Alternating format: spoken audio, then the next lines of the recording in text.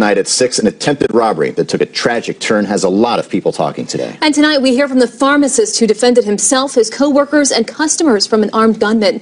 Eyewitness News reporter Kenny Bass joins us live here in the studio with that story and some dramatic video. Kenny.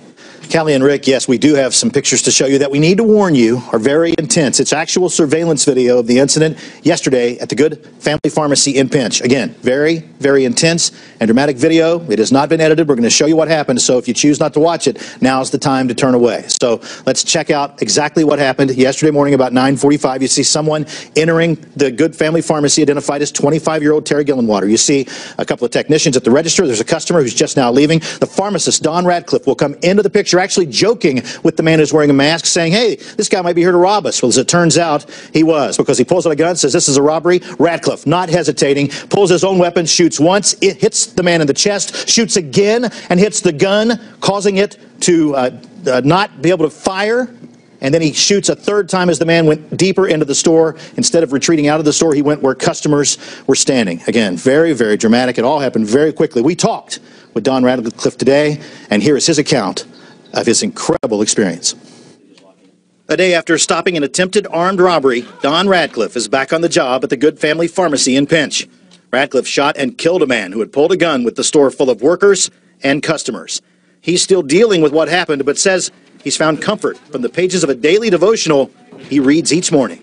Thursday, February 19th, John 10, 7-18, a thief comes only to steal and to kill and to destroy. I have come so that they may have life and have it in abundance. That's verse 10. Abundance isn't God's provision for me to live in luxury. It's His provision for me to help others live.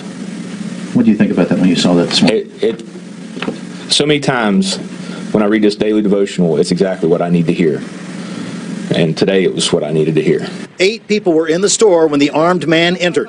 Radcliffe's wife, Dixie, says while she's sad about the gunman's death, she knows Don had no choice. I think exactly what he said, that God was with him. He was with everybody that was in here.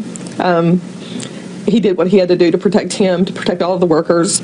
And I'm very thankful that everybody went home last night. Everybody. Radcliffe says he takes no joy in what happened and doesn't consider himself a hero.